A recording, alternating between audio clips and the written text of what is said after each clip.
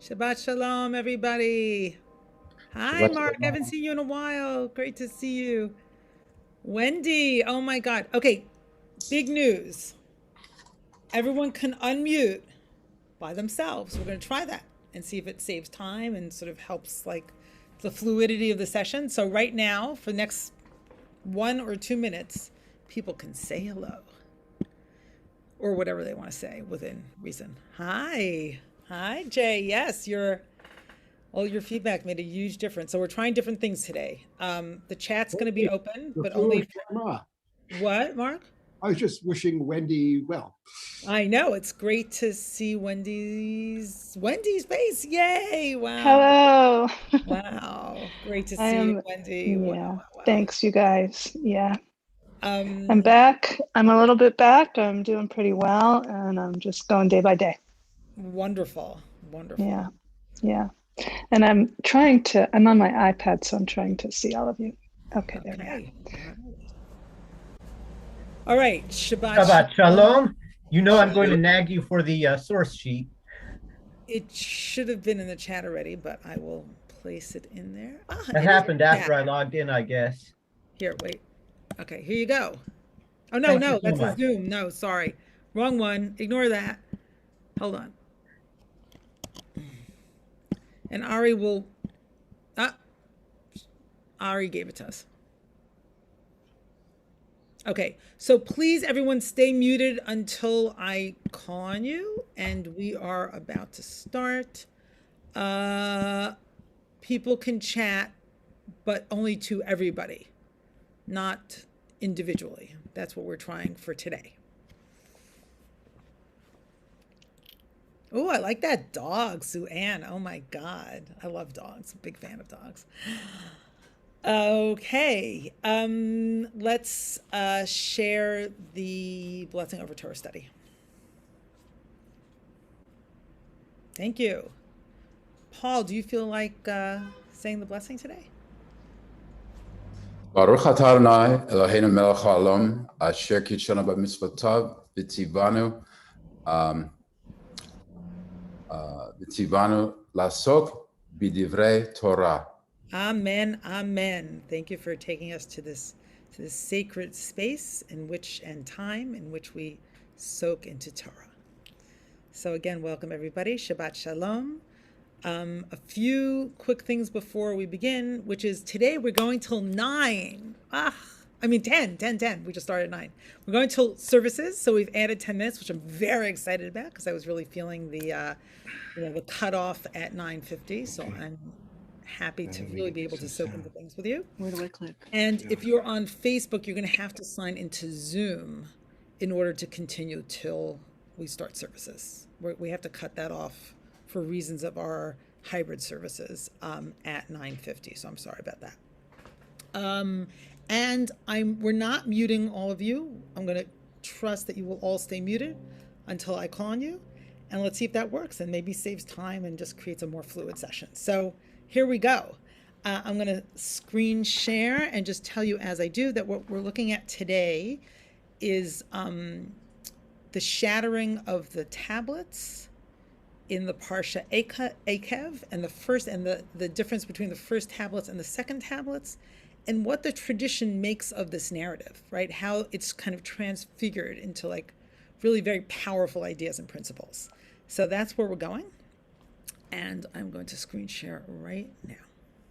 And by the way, I'm not going to look at the chat just because it's hard to run a session and read the chat, but I will try once in a while.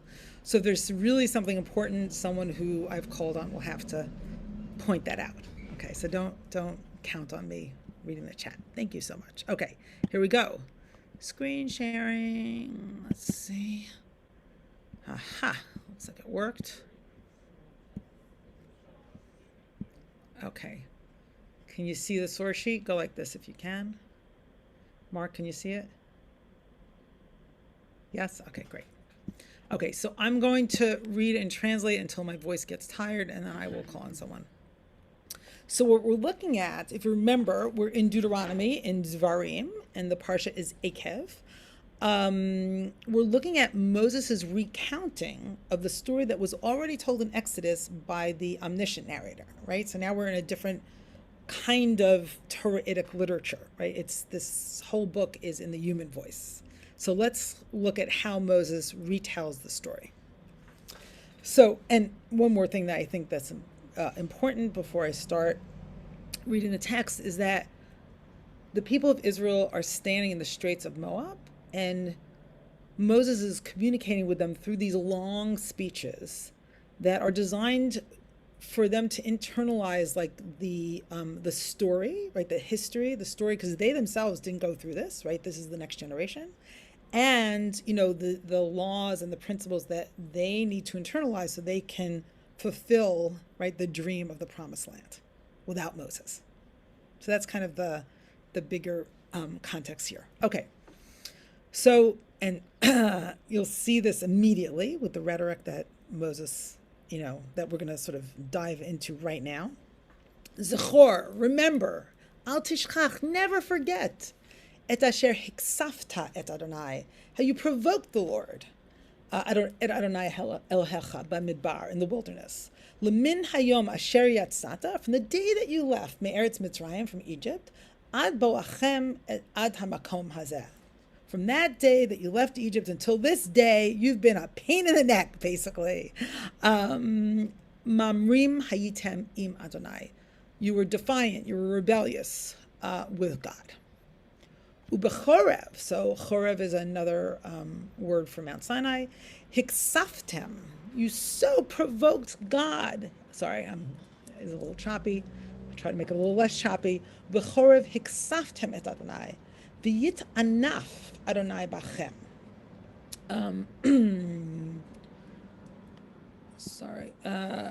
That the Lord was angry enough with you to have destroyed you.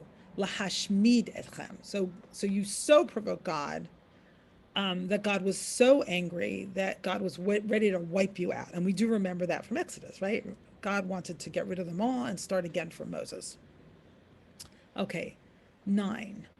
Ba'aloti hahara lakachat luchot havanim, luchot habrit, asher karat Adonai imachem, ve'eshev bahar 40 yom ba'arba'im laila, lechem lo achalti, umayim lo shatiti. So now Moses, now that you have the big picture, which is God wanted to kill you because you so provoked God, now Moses gets into the details of the narrative, and he's saying that it happened when he climbed up the mountain to get the tablets of stone, the tablets that are the tablets of the covenant that God, you know, created with you or cut with you, and when, and Moses speaking in the first person, I sat in the mountain 40 days and 40 nights, and bread I did not eat, and water I did not drink. That's probably impossible, right? Not to drink water for 40 days. I'm not sure medically, but someone I'm sure will say something about that. Okay, verse 10. V'yiten Adonai Eli et shnei luchot avanim ketuvim be'etzba Elohim v'aleihem kol hadvarim asher diber Adonai imachem b'har mitoch ha'esh b'yom hakahal. And the Lord gave me the 2 tablets of stone inscribed by the finger of God. And in Exodus, it tells us they were inscribed on this side and on that side with, you know, the divine finger, with the exact words that the Lord had addressed to you on the mountain out of the fire on the day of the assembly. 11. Vayhi miketz 40 yom v'arba'im laila natan Adonai Eli et shnei luchot avanim luchot habrit. So at the end of 40 days and 40 nights, God gave to me the set of tablets, the 2 tablets of stone, which are the tablets of the covenant.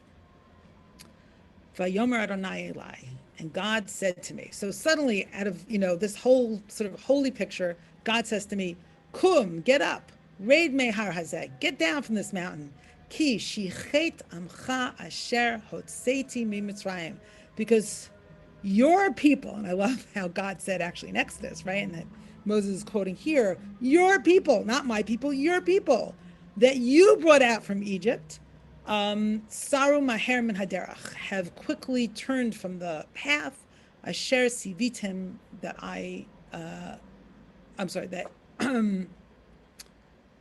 that I commanded upon them, and asu lahem masecha, and they made for themselves an idol.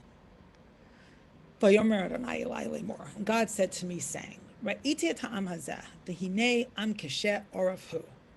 And God said to me that I saw this people, and behold, they are a stiff-necked people. Heref mimeni, get away from me, leave me alone. V'ash midim, and I will destroy them. Ve'emche et shemam mitachar hashamayim, and I will wipe out their name from underneath the heavens. Ve'eseh otcha lagoy atzum v'rav mimeno, and I will make of you, right, a nation far more numerous than they. So basically what God wants to do here is a repeat of the Noah story, right? Destroy everybody, erase, which is the word that's used in the Noah narrative, and start again from scratch, right? God cannot take the sort of paltry reality of God's people and wants to start all over again. Va'efen ve'ered min ha'har v'ha'har bo'er ba'esh shnei luchot habrit al shtei yadai. And I turned and I went down from the mountain, and the mountain is burning with fire, and the 2 tablets of the covenant are in my hands. Ve'erei ve'hinei chatatem l'Adonai Elohechem asitem lachem egel masecha. And I saw, and behold, you were sinning to God, your God, and you made for yourselves a molten calf. Sartem maher min haderach asher tziva Adonai etchem. You turned quickly from the path that God commanded you. This is mirroring what God just said to Moses. Ve'etpos b'shnei haluchot, and I gripped the 2 tablets. V'ashlichem me'al shtei yadai, and I threw them from my hands. V'ashabrem le'einechem, and I shattered them before your eyes. Ve'napel lifnei Adonai karishonah, and I prostrated myself before God like in the beginning. 40 days and 40 nights, arba'im yom v'arba'im laila, lechem lo achalti. So again, Moses didn't eat bread, umayim lo shatiti, and I did not drink water. Al kol chatatchem asher chatatem lasot hara be'enei Adonai lahachiso. On all the sins that you sinned to do evil in the eyes of God, to get him angry, to provoke him. Okay, so that's the story. That's the story. Let me see if you have comments, and then we're going to compare briefly the second tablets with the first tablets. Okay, let me stop my share. Okay, so I see Mark and I see Sarah and Roberta. Okay, let me remind everybody to keep your comments as concise as possible so that we have room and time for lots of voices. Mark. I was just going to note that Moses is speaking to the people as though they were actually there when this is the generation after. Absolutely. It's you did this. Yes, you. And with no sort of, modification of that, right, the intensity, which is amazing. Yeah, no modification of the intensity and no actually acknowledgement that this is the generation before. And I'm fascinated by that because, of course, of our custom, our belief that everybody was at Sinai. Exactly. And so in some ways, not only was everybody at Sinai when the mountain shook, but also when Moses came down, all of us were sort of implicated, yes, as well as that. And I'm fascinated by that. Yes. And the whole book of Deuteronomy is told in that voice. You stood there. You were there, right? You stood at Sinai. Again and again, we hear that. So the way I read that is that intensity is designed to really instill the story in the people as if they were there, right? As if this story really happened to them. And that's recalled on at the Passover Seder, where it says, every person is obligated to look at themselves as if they personally had left Egypt. It's a very powerful and interesting principle.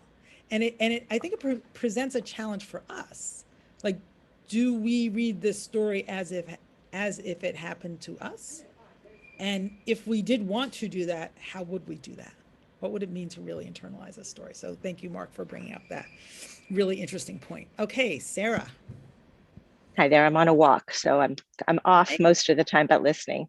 Nice. In the rereading, for the first time, I noticed the word masecha, and masecha means mask. It also so the molten right. So the molten image and mask. I'm curious what your thoughts about that, because that's a very different perspective.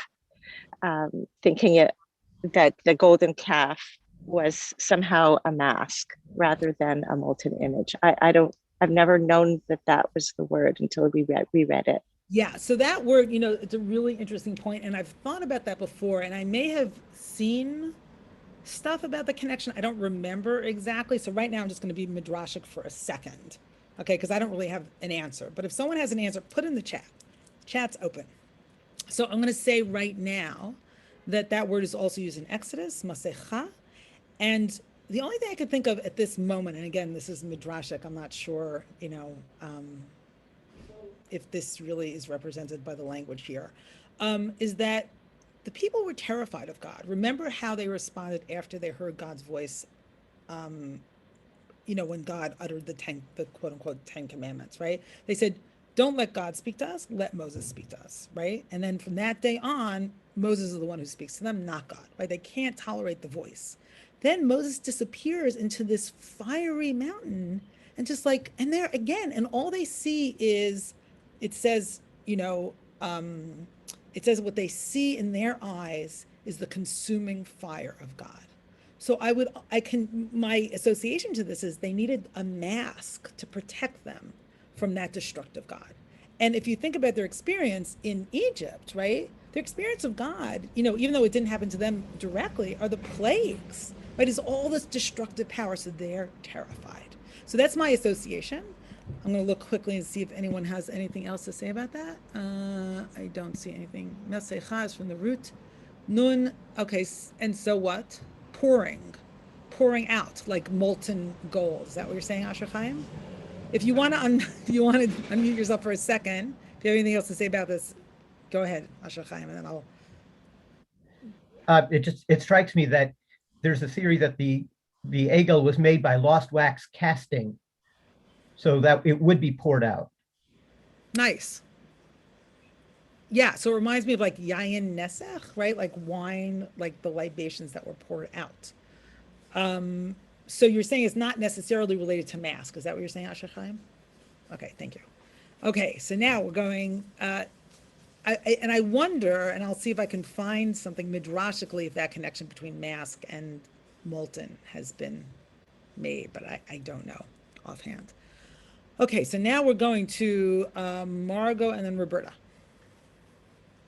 Morning, Shabbat Shalom. Shabbat Shalom. I have two questions and then a comment. My first question is why at the very beginning, the repetition, Zachor, al tishkach, remember and don't forget. You think once would be enough? The second question is Hashmid is repeated 3 times in one form or another in these verses. And is that the he feel form?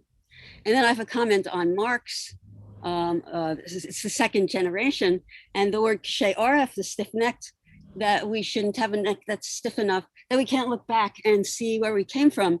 Maybe that's why we're being reminded of this tendency we have for lack of faith. I actually have a third question too. And the third question is, what do you make of the no eating or drinking for 40 days and 40 nights? So 3 All right, questions. let me see if I remember everything you said. So kshe oref, my understanding about that also is like the head and the heart are disconnected, right? So they don't really understand fully God's word. And Zachor and al tishkach, I understand that as an emphasis. I know it's a repetition. That's not how the ancient rabbis would read that, but it's like Zachor al tishkach. I don't know. I don't have another answer for that. Lahashmid, is that PL, Asher Chaim? Grammar is really not my thing. I thought it was he feel maybe. You caused Oh, me It's to. he feel. Yeah. The Hashmid is he feel. Thank you. Thank you. What did I miss, Margot? The 40 days and 40 nights without eating or drinking. Yeah, I think that, that's the way of the ascetic up on the mountain, preparing themselves for mystical union. And 40, as we know, for good and for bad, is significant in the Torah, right? The 40 days of the flood and destruction, and now it's 40 days once and then 40 days again for Moses to stand on the mountain in preparation of receiving God's word. Okay.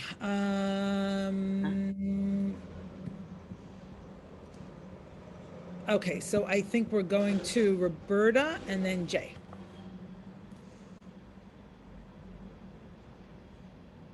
Shabbat shalom, everybody. Shabbat shalom. Well, just about what I forget who brought up about the mask. I've really been looking, as I guess, we all have, like, what is a false idol? What is the problem with a false idol? And the connection to the word mask is saying that the problem is that it masks truth. It masks reality. Like we create an image of something and we believe that image to be true.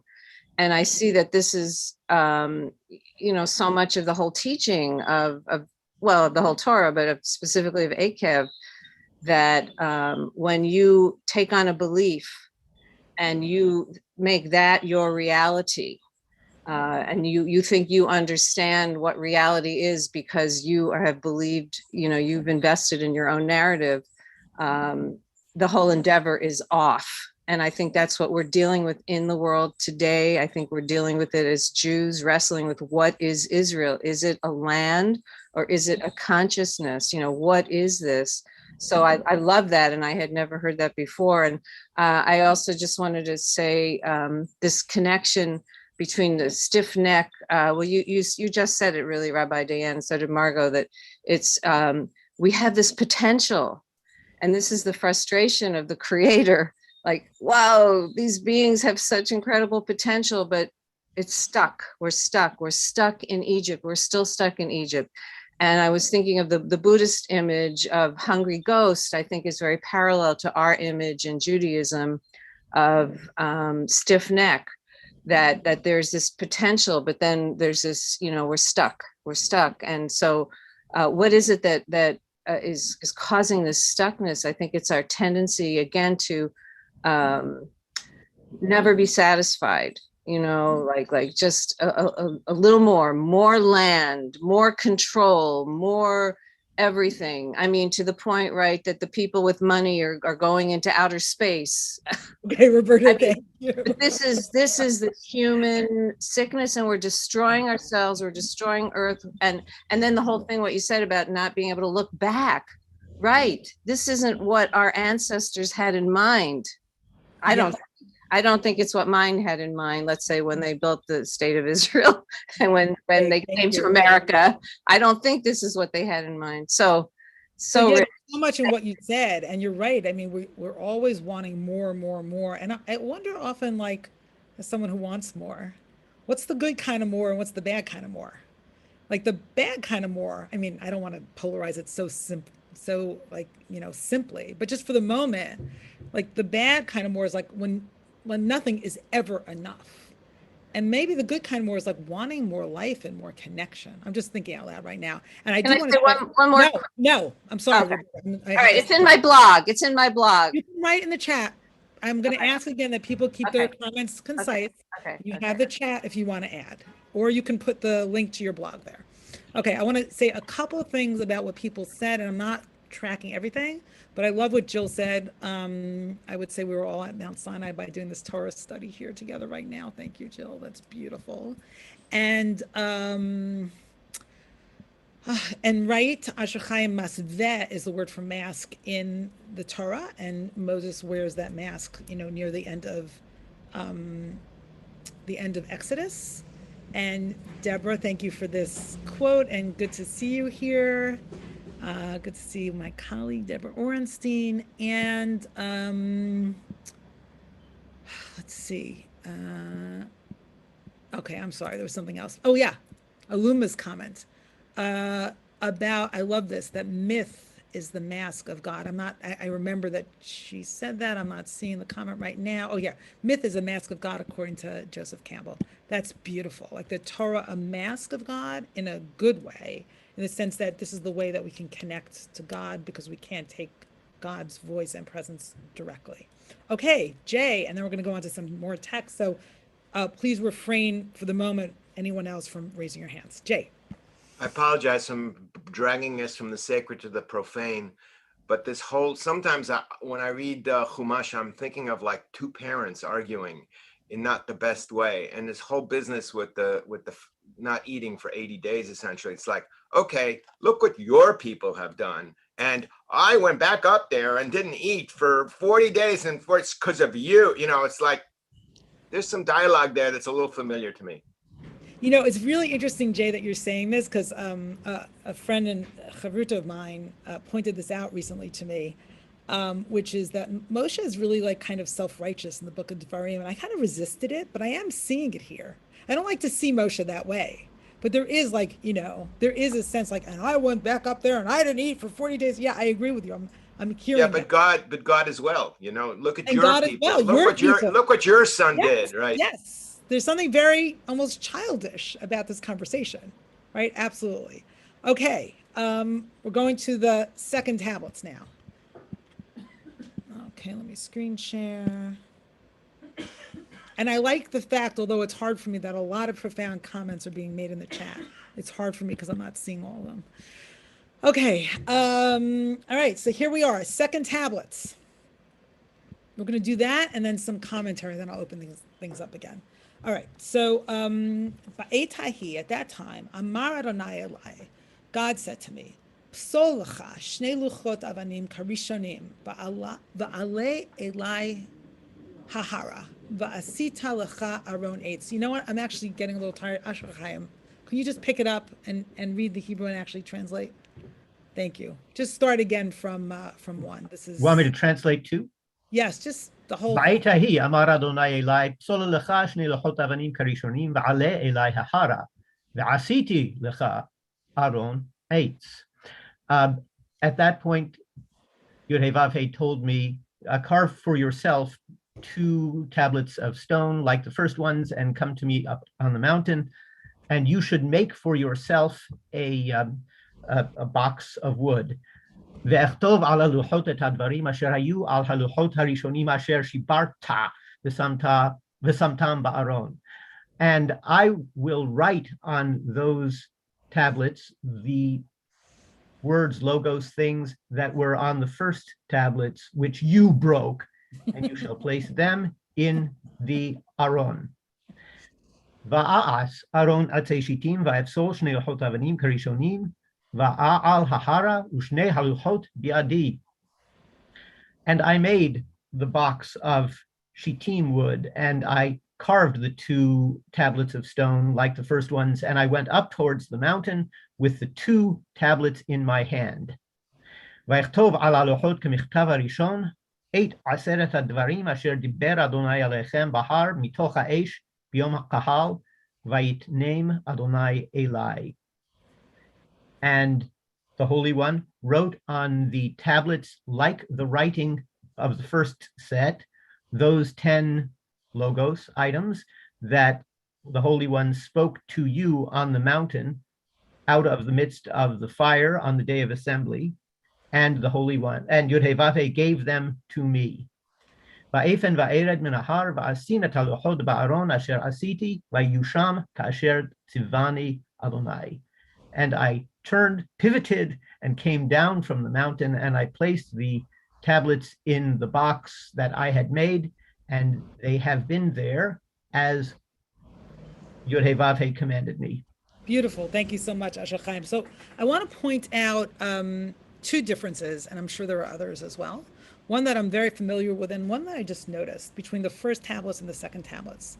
So one is that for the second tablets, Moshe used the stone, right? And the first tablets, it's completely divinely created, right? So here it's a partnership. But the other thing that I never noticed before is that another difference is God commands Moshe to create an ark for the tablets, a container for them.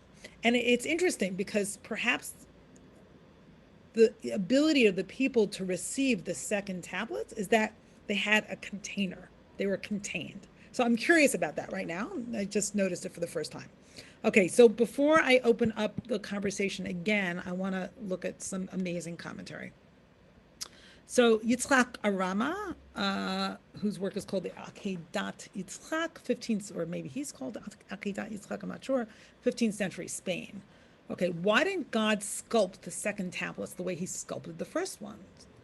Because that which is totally divine is not sustainable in the hands of humans. So remember, the first tablets were created, were hewed by God, and were also written on both sides with divine writing. Therefore, the first tablets, which were made by God and written by God, were not sustainable.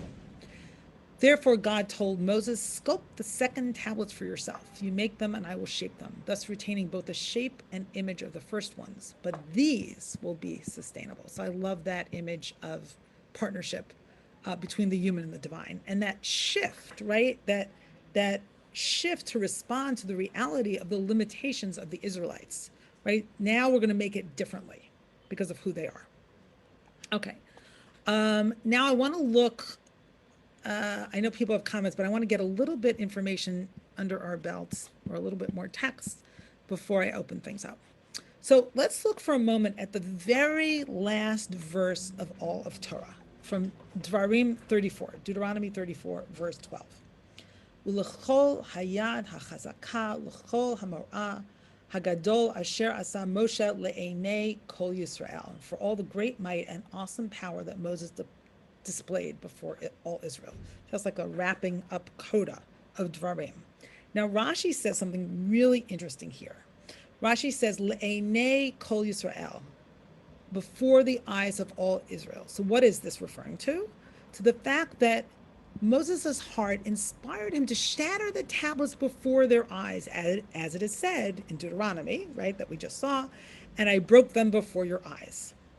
And the opinion of the Holy One, blessed be he, regarding this action, agreed with his opinion, as it is stated that God said of the tablets, Asher Shibarta, which you have broken, which implies, may your strength be fitting, Yashar, an expression of thanks and congratulations because you have broken them. In other words, what God said to Moses, and it's a little clearer here in the Hebrew, Yasher Koach Sheshibarta. Congratulations! When Moshe broke them, what did God say? Yasher Koach, congratulations that you broke them.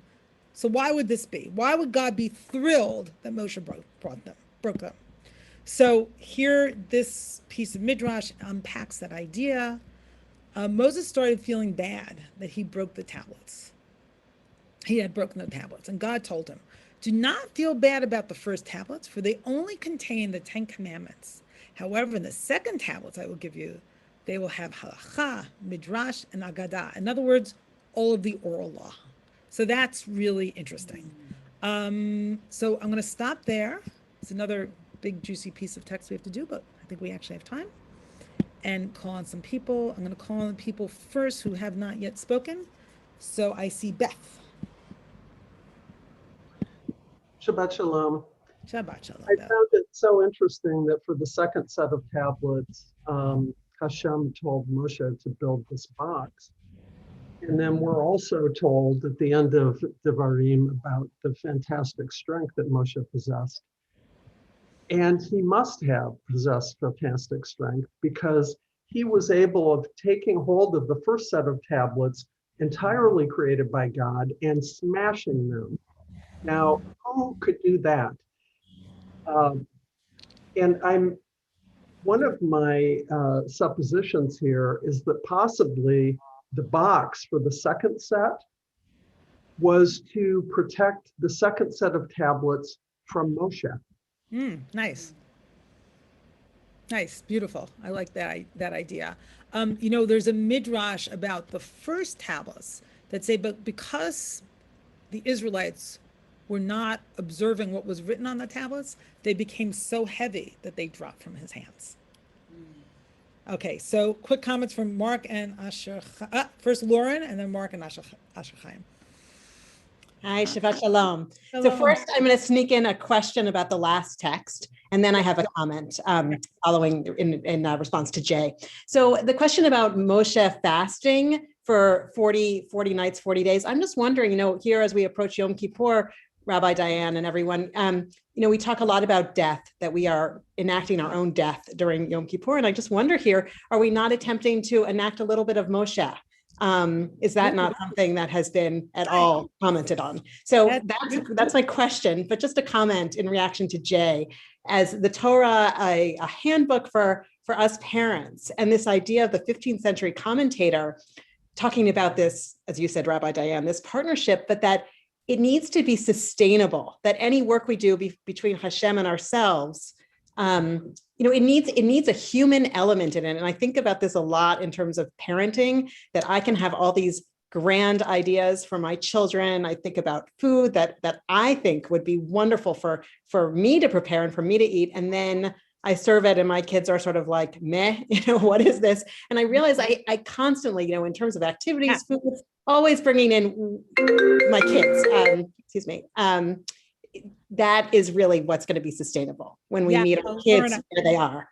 I so love that. And I think, I identify with that. So number one, I love what you're saying about Yom Kippur, because it's the day that Moses is said to bring down the second tablets, that we're kind of enacting, Moshe's fasting. I think that's a beautiful, beautiful idea.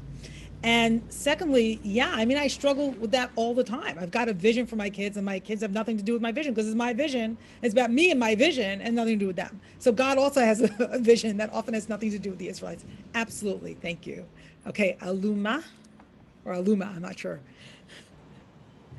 I'm kind of taken with the word sculpting. I'm curious what else it means, because there's the sculpting of the tablets, and there's also the possible sculpting of the calf. I know that it was poured into but it also speaks of sculpting there. So I'm curious, what else does sculpting mean? Because it's bringing up all kinds of images for me. Well, there's the word psol lecha, right? Sculpt for you. And then there's the word pesel, which actually means an idol. So It seems to be, it can go in any direction. Like it's a kind of creating from physical matter. So there's an act of creation going on here in both modes. Yes. And there's just the divine creation, and there's co-creation.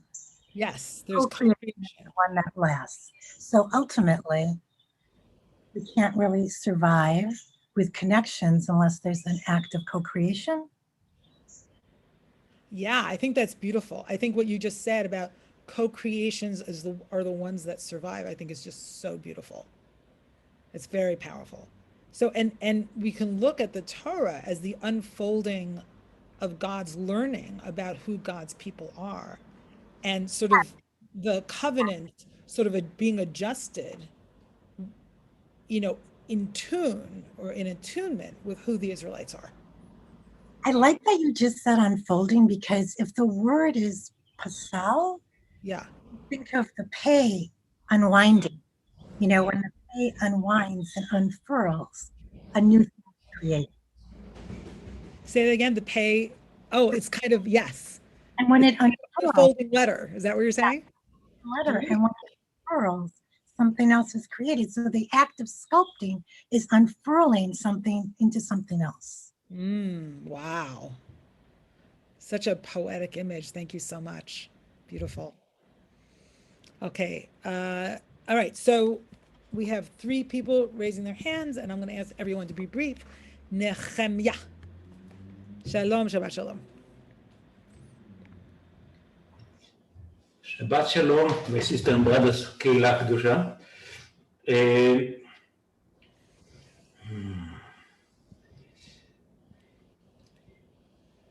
I follow what Roberta said and many others, and also the interpretation.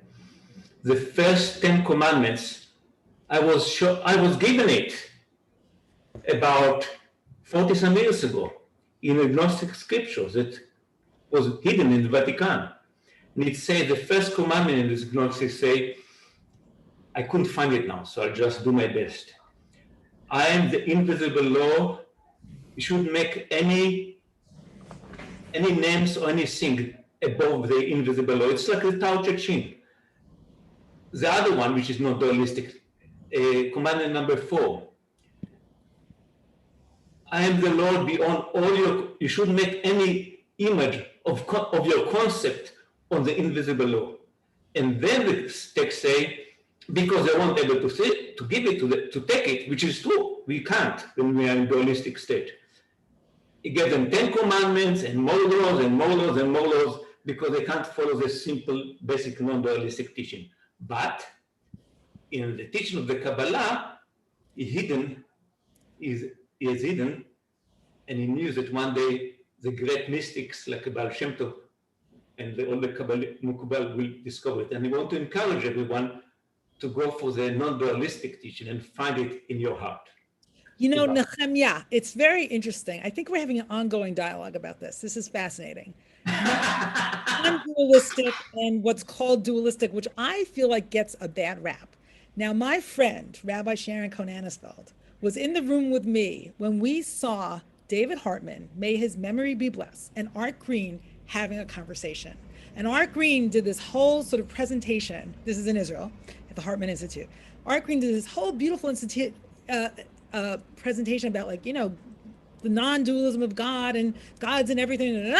And David Hartman was like, I want someone I could talk to in the heavens. I want, Sharon, do you remember anything else about this? I want to say you, I want to complain, I want to ask, I want to pray, I want to beg, I want to cry. So all right, non-dualistic, okay, everyone loves Romemu, non-dualistic. I want to say, along with David Hartman, that there's something about dualism. There's something about not confining yourself to one idea or one mode of theology. That's all. That's my response to you, Nehemiah. Sharon, would you like to add? Well, I'd like to add my memory of that exchange was that in the give and take, Art said something like, I just don't experience otherness, you know, all is one. And I think David Hartman said something like, that makes me nervous. I think it's important to experience otherness with God, with other people. So. That's a great addition. We'll compare our memories later. I love that. Thank you so much. Okay, Mark, Asher Chaim, and then one more text, I think. I'll try and be brief, but so much came up. The first thing I want to say is, in response to what was just said, is that non-dualism includes duality. And so in some ways— Wait, what did you say? Non-dualism includes— Non-dualism includes duality. Oh, good. I'm so happy. Because, in order for everything to be non-dual, it has to have everything. And that means it has duality. So anyway, a couple of things I wanted to note is the parallel between the shattering of the tablets and the shattering of the vessels in the Kabbalistic idea of creation, and how the first set of tablets were sort of created by the divine, not in partnership with Moses or humans, so it was not in relationship, just as the first emanation of the Sephirot were not in relationship, and it was only after they shattered and the second emanation were in relationship that they were able to continue and be strong. And the other thing I want to just note is the use of the word sculpting about the tablets and connecting to that to the idea in the Sefer Yetzirah of the letters and all of creation sort of being carved out of God's own essence, which is, of course, again, panentheistic. So I want to just share one thought that's coming out of what you're just saying and what Aluma said, which is it's not only that partnership is required in order for the world to be sustainable, but it's shattering that's required in order for the world to be sustainable, which is a sobering and difficult thought, especially given the moment in history that we're occupying at this moment, at this time. So I'm finding that both wonderful and quite scary, actually. Okay, Asher Chaim, and then one more text. Yeah, I love quibbling about words and their precise meanings. And sometimes we confuse the teva, which is the box in which we store our Torah scrolls today, with the aron, which was in the Mishkan, and here the one that Moshe constructed. Aron appears in the biblical text as the thing that Joseph's bones were placed in. And Aron is not supposed to be opened ever. You keep it closed. And anyone who doubts that, just watch Raiders of the Lost Ark. So here, Moshe is going up with a box. And part of the prelude, God says, I'm going to write the same as were on the first set that you shattered and place them in the box. Place them in the box is referring to the new set, but can also be referring to the old set. The fragments are going to be in the same never to be opened box as the first set. And here's where it gets wonderful, that Midrash Rabbah that says the first set were just the Torah, but the second set will include all of the oral Torah. But by the time Moses comes down the mountain, unlike the first time, the people will never see these tablets because they're already placed in the never open this box. So the people saw the first set of tablets, which were broken, but they will never see the second set. All they will perceive is everything else that's included, the oral Torah, the written Torah, everything but the unadulterated, chiseled on the stone by God, God's self, Devarim. So this opens all kinds of boxes for me, but I'll just leave it there with a sort of a question mark. Dibarti. Beautiful. Thank you. Thank you so much for that midrashic expansion. Okay, Sarah, quick comment and then some more text. Yeah, so when you said I'm sort of stuck on the Masecha and Pesel because they seem to bind it for me. So Livsol is to sculpt, and the Masecha we said was the molten image, the calf. And you then put it together by saying we need both. So it's kind of the twist. The Masecha is the reason that Moses broke the tablets, but we still have to sculpt using the word that hides the broken possibilities of Pesel in order to have the michtav, the letter from God. So he uses the word michtav that he kind of that Moses transposes. He sculpts. So I'm back and forth with this image of sculpting and graven image that is taboo. So I think we do need both, and you kind of put that together for me with those two words. I'm kind of blown away by this parsha. Wow. So let me add one thought to that, is that Genesis 32, or those chapters, I think 32 and 33, are framed by the instructions for building the Mishkan and then the actual building of the Mishkan. So what happens is you have the ideal, which are the instructions, and then the real, which is the actual building. And in the middle of the ideal and the real is the shattering. Because the distance between the ideal and the real, I think, is always treacherous. Always treacherous. And the possibility of missing the mark and not entering into partnership, as Lauren was saying about parenting and, all kinds of relationships, I think is very much there.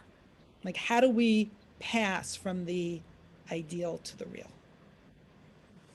Okay, a couple more texts. I think we have some time. I don't know what I'm missing in the text, but I'm sorry about that. And let me share my screen. Okay, let's see. Okay, so now this incredible Hasidic text from Rabbi Chaim Elazar Shapira. Sharon, would you mind reading? Sure. So this is built from the last Rashi of the Torah that we just looked at.